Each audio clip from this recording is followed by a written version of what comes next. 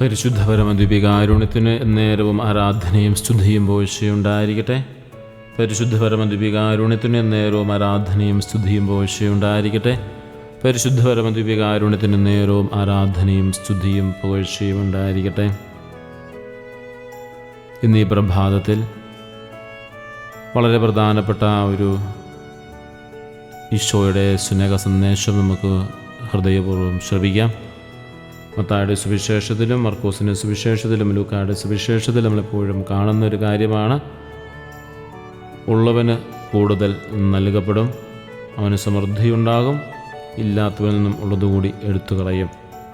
മത്തായിയുടെ സുവിശേഷം 25-ാം അധ്യായം 29-ാം വാക്യത്തിലും മർക്കോസിൻ്റെ സുവിശേഷം 4:25-ലും ലൂക്കായുടെ സുവിശേഷം 8:18-ലും 19:26-ലുമൊക്കെ ഈ ഒരു കാര്യം നമ്മൾ കാണുന്നുണ്ട്. തങ്ങൾക്ക് ലഭിച്ച കഴിവുകളും ഉത്തരവാദിത്തങ്ങളും വിശ്വസ്തപ്രകാരം ഉപയോഗിച്ചവർക്ക് കൂടുതൽ പ്രതിഫലം ലഭിക്കുകയും അത് ഉപയോഗിക്കാതെ സൂക്ഷിച്ചവന് ഉള്ളതുകൂടി നഷ്ടപ്പെടുകയും ചെയ്യുന്നുവെന്ന് താലന്തുകളുടെ ഉപമയിൽ നമ്മൾ കാണുന്നുണ്ട്. ഈ പ്രഭാതത്തിൽ നമുക്ക് ചിന്തിക്കാം, ലഭിച്ച കാര്യങ്ങളെക്കുറിച്ച് നന്ദിയുള്ളവരായിരിക്കുമ്പോൾ കൂടുതൽ അനുഗ്രഹം കിട്ടുന്ന വലിയൊരു കാര്യമാണ് ഇന്നത്തെ ഈ പ്രഭാതത്തിൽ നമ്മൾ കാണിക്കുക. നന്ദി പറയാൻ സാധിക്കുന്നവന് കൂടുതൽ സമൃദ്ധിയുണ്ടാവുന്നു. ലഭിച്ച അനുഗ്രഹങ്ങളെക്കുറിച്ച് നന്ദിയോടുകൂടി ജീവിക്കുന്നവന് കൂടുതൽ അനുഗ്രഹം ലഭിക്കുന്നു. എപ്പോഴും പരാതിയായി ജീവിക്കുന്നവനെ സംബന്ധിച്ച് ഉള്ളതുകൂടി നഷ്ടപ്പെട്ടു പോവുകയും ചെയ്യുന്ന ഒരു നിയമത്തെക്കുറിച്ചാണ് നമ്മളിന്ന് കാണുക. അത് എന്തിനെക്കുറിച്ച് ആയിക്കൊള്ളട്ടെ, സമ്പത്തിനെ കുറിച്ചുള്ളതായിക്കൊള്ളട്ടെ, നമ്മുടെ ആരോഗ്യത്തെക്കുറിച്ചുള്ളതായിക്കൊള്ളട്ടെ, നമ്മുടെ ജോലിയെക്കുറിച്ചുള്ളതായിക്കൊള്ളട്ടെ, നമ്മുടെ വ്യക്തിബന്ധങ്ങളെക്കുറിച്ചുള്ളതായിക്കൊള്ളട്ടെ, എന്തിനെക്കുറിച്ചുള്ളതായെങ്കിൽ പോലും നന്ദിയുള്ളവരായിരിക്കാൻ നമുക്ക് സാധിക്കണം. അത് വലിയൊരു ആത്മീയമായ ഒരു പരിശീലനമാണ്. നന്ദിയുള്ളവരായിരിക്കുക, എല്ലാ കാര്യത്തിലും നന്ദി പ്രകാശിപ്പിക്കാനായി നമുക്ക് സാധിക്കണം. അപ്പം അങ്ങനെ നന്ദി പ്രകാശിക്കുമ്പോൾ കൂടുതൽ അനുഗ്രഹങ്ങൾ നമ്മളിലേക്ക് കടന്നു വരികയും ചെയ്യുന്ന ഈ മനോഹരമായ ഒരു ആത്മീയ ശൈലി നമുക്ക് സ്വന്തമാക്കാം. എല്ലാ കാര്യങ്ങളിലും നന്ദി പറയുന്നൊരു ആത്മീയ ശൈലി നമുക്ക് സ്വന്തമാക്കാനായിട്ട് നമുക്ക് സാധിക്കണം. അപ്പോൾ നമ്മൾ പ്രത്യേകമായി ശ്രദ്ധിക്കേണ്ട ഒരു കാര്യമാണ്, നമുക്ക് ധാരാളം കാര്യങ്ങളെക്കുറിച്ച്, പ്രത്യേകിച്ച് അനുദിന ജീവിതത്തിൽ നമുക്ക് ആരോഗ്യപരമായ കാര്യങ്ങളെക്കുറിച്ചുള്ള ചിന്തയുണ്ടാവും. അതുപോലെ തന്നെ സാമ്പത്തിക കാര്യങ്ങളെക്കുറിച്ചുള്ള ചിന്തയുണ്ടാവും. വ്യക്തിപരമായ ബന്ധങ്ങളുമായി ബന്ധപ്പെട്ട ചിന്തകളുണ്ടാവും. ഇത് പല വിധത്തിലും നമ്മളിലേക്ക് കടന്നു വരുന്നത് നല്ലതല്ലാത്ത രീതിയിലാണ്.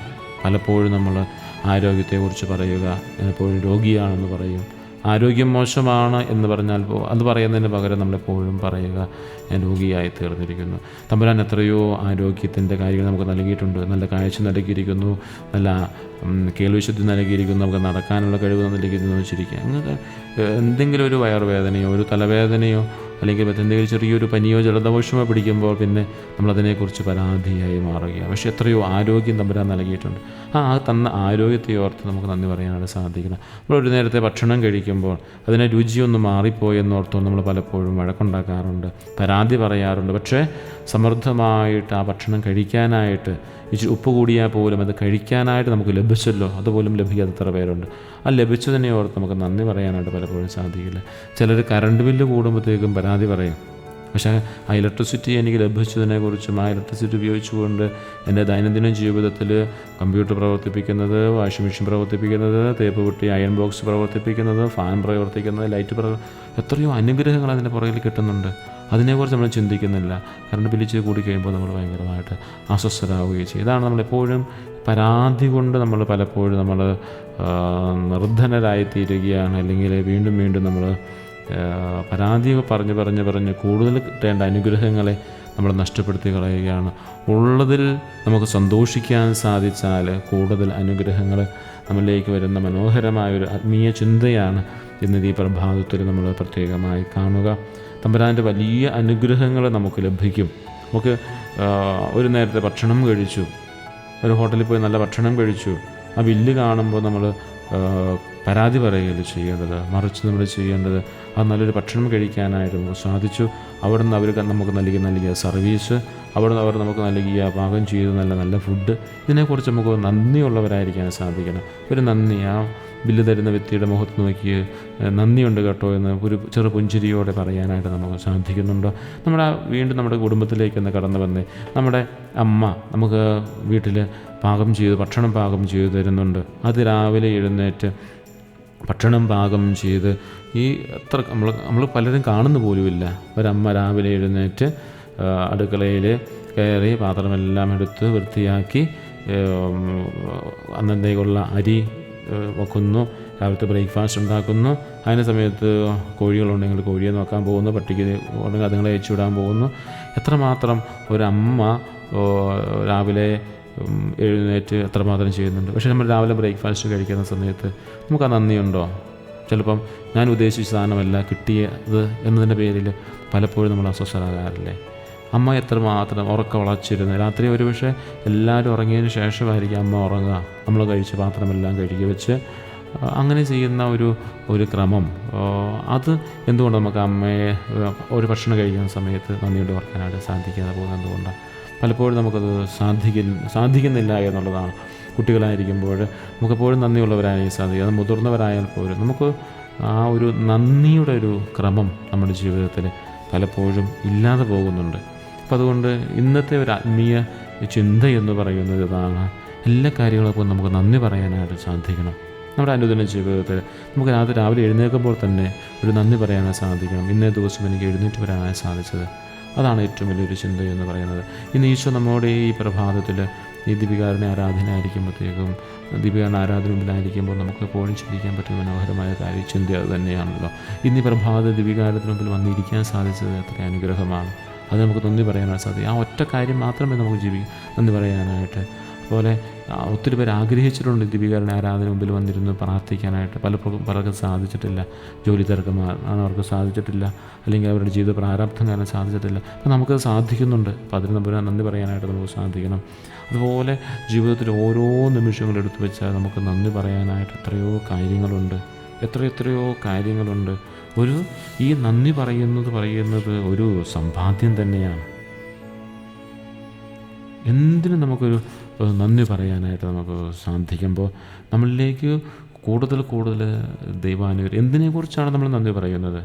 ഓക്കെ, നമുക്ക് ഒരു കുടുംബത്തിൽ ഒരു വാഹനം മേടിച്ചു, അപ്പം അതിന് നമ്മൾ EMI അടയ്ക്കേണ്ടി വരുന്നുണ്ട്.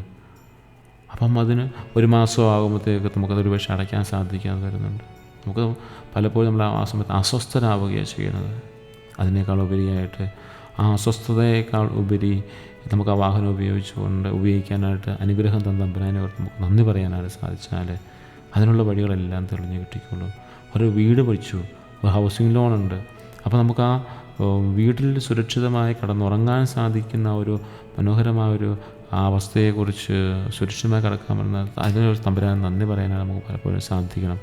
ഇതുപോലെ നമ്മുടെ ജീവിതത്തിലേക്ക് കടന്നു വന്നിരിക്കുന്ന അനുഗ്രഹങ്ങൾ ധാരാളമുണ്ട്. ചില വ്യക്തികളായിരിക്കും നമ്മളെ കൂടുതൽ സഹായിച്ചിട്ടുള്ളത്. അപ്പോൾ ആ വ്യക്തിയെ നമ്മൾ ഓർത്ത് അവരോട് നന്ദി പറയാനായിട്ട് പലപ്പോഴും നമുക്ക് സാധിക്കണം.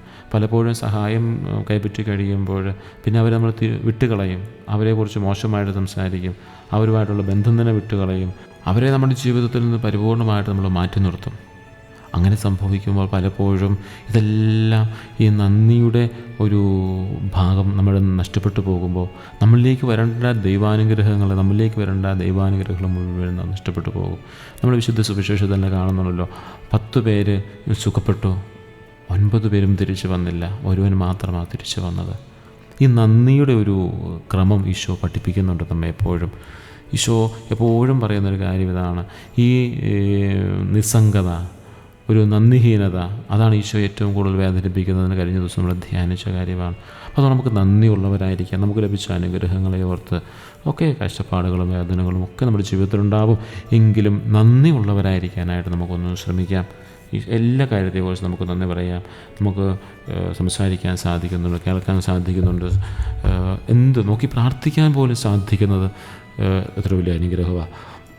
അതൊക്കെ ഓർത്ത് വെച്ചുകൊണ്ട് നമുക്ക് നന്ദി പറയാം. ഇന്നത്തെ ദിവസം നമുക്ക് തമ്പുരാൻ നൽകിയ എല്ലാ അനുഗ്രഹങ്ങളെയും ഓർത്ത് നമുക്ക് എത്ര വയസ്സായോ ആ വയസ്സിൻ്റെ ഓരോ ദിവസവും ഓരോ വയസ്സും പുറകോട്ടൊന്ന് ചിന്തിച്ച് നോക്കി. ആ ഓരോ വയസ്സെന്ന് പറയുന്നത് 365 ദിവസമാണ്. ആ 365 ദിവസം വെച്ച് നമ്മുടെ വയസ്സെന്ന് കൂട്ടി നോക്കി എത്ര ദിവസത്തെ നന്ദികൾ നമ്മൾ പറഞ്ഞു തീർക്കാനായിട്ട് കടപ്പുണ്ട്. അപ്പോൾ അതുകൊണ്ട് നമുക്ക് നന്ദിയോടുകൂടി ജീവിക്കാനായിട്ട് സാധിക്കട്ടെ. നമുക്ക് ലഭിച്ച എല്ലാ അനുഗ്രഹങ്ങളും കൂടുതൽ അനുഗ്രഹം ലഭിക്കാൻ വേണ്ടി നമുക്ക് കൂടുതൽ നന്ദിയുള്ളവരായി തീരുക. എത്രമാത്രം നന്ദിയുള്ളവരായിരിക്കുമോ അത്രമാത്രം അനുഗ്രഹം ലഭിക്കുന്ന ഒരു ആത്മീയമായ ചിന്തയാണ് ഇന്ന് നമുക്ക് ലഭിച്ചിരിക്കുക. അതുകൊണ്ട് നമുക്ക് ഏറ്റവും നന്ദിയുള്ളവരായിരിക്കാം. പ്രത്യേകിച്ച് നമുക്ക് പരമദിവ്യകാരുണ്യത്തിന് അതിനോട് നമുക്ക് എപ്പോഴും നന്ദിയുള്ളവരായിരിക്കാം. നന്ദിയും സ്തുതിയും കൃതജ്ഞതയും സമർപ്പിക്കും. കാരണം നമുക്ക് വേണ്ടി അവിടെ തന്നെ ബലിയാകുകയും നമ്മുടെ മുമ്പിൽ സജീവ സാന്നിധ്യമായിരിക്കുകയും ചെയ്തു. ഇതിൽ വലിയൊരു നന്ദി നമുക്ക് തമ്പുരാൻ നമ്മൾ കാണിക്കുന്ന സ്നേഹത്തെ നമുക്ക് കൊടുക്കാനായിട്ടില്ല. അപ്പോൾ അതുകൊണ്ട് നന്ദി നമുക്ക് കൊടുക്കാനായിട്ട് സാധിക്കട്ടെ. നമ്മുടെ ജീവിതത്തിൽ അനുദിന ജീവിതത്തിൽ ഒരു ചെറിയ ഉപകാരമെങ്കിലും നമുക്ക് ആരെങ്കിലും നമുക്ക് ചെയ്തു തന്നിട്ടുണ്ടെങ്കിൽ അവരോട് മനസ്സു നിറഞ്ഞ് ഹൃദയപൂർവ്വം പുഞ്ചിരിച്ചുകൊണ്ട് നന്ദിയുണ്ട്, താങ്ക് യു എന്ന് പറയാനായിട്ട് നമുക്ക് സാധിക്കട്ടെ. ഇതൊരു ആത്മീയമായ പരിശീലനമാണ്. ആത്മീയമായ പരിശീലനം തന്നെയാണ്. ഈശോ പഠിപ്പിച്ച പരിശീലനം തന്നെയാണ് നന്ദിയുള്ളവരായിരിക്കും. അതുകൊണ്ടാണല്ലോ നമ്മൾ പറഞ്ഞതുപോലെ മത്തായിയുടെ സുവിശേഷം 25-29 മർക്കോസ് 4:25 ലൂക്ക 8:18 ലൂക്ക 19:26 ഒക്കെ നന്ദിയുള്ളവരായിരിക്കുമ്പോൾ കൂടുതൽ അവന് ലഭിക്കുമെന്ന് പറയുന്നത്. ഉള്ളവന് കൂടുതൽ നൽകപ്പെടുന്നത്, ഉള്ളതിനെക്കുറിച്ച് നന്ദി ഉണ്ടാകുമ്പോൾ കൂടുതൽ ലഭിക്കുകയും ചെയ്യുന്നത്. അപ്പോൾ അതുകൊണ്ട് നമുക്ക് നന്ദിയുള്ളവരായി തീരുക. പരിശുദ്ധ പരമദിവ്യകാരുണ്യത്തിന് നേരവും ആരാധനയും സ്തുതിയും പുകഴ്ചയുണ്ടായിരിക്കട്ടെ. പരിശുദ്ധ പരമദിവ്യകാരുണ്യത്തിന് നേരവും ആരാധനയും സ്തുതിയും പുകഴ്ചയുണ്ടായിരിക്കട്ടെ. പരിശുദ്ധ പരമദിവ്യകാരുണ്യത്തിന് നേരവും ആരാധനയും സ്തുതിയും പുകഴ്ചയുണ്ടായിരിക്കട്ടെ. നമ്മുടെ കർത്താവ് ഈശോ മിശിഹായുടെ കൃപയും പിതാവായ ദൈവത്തിൻ്റെ സ്നേഹവും പരിശുദ്ധാത്മാവിൻ്റെ സഹവാസവും നമ്മെല്ലാവരോടും കൂടി ഉണ്ടായിരിക്കട്ടെ, ഇപ്പോഴും എപ്പോഴും എന്നേക്കും. ആമേൻ.